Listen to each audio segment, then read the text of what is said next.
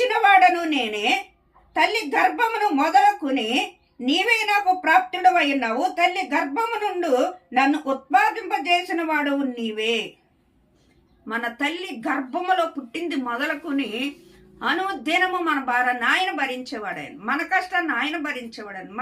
మన పాపములను కూడా ఆయన భరించేవాడు. ఆయన శిలువ మరణము ద్వారా మన పాపాలన్నీ ఆయన భరించుకొచ్చాడండి.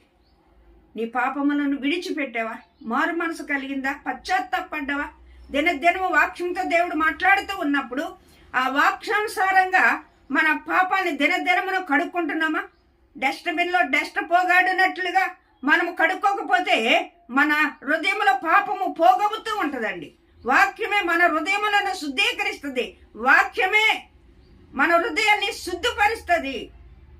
వాక్యాన్ని దేనితో పోల్చాడు అనంటే సాకలవాని సొమ్ముతో పోల్చాడు. వాక్యాన్ని దేనితో పోల్చాడు అనంటే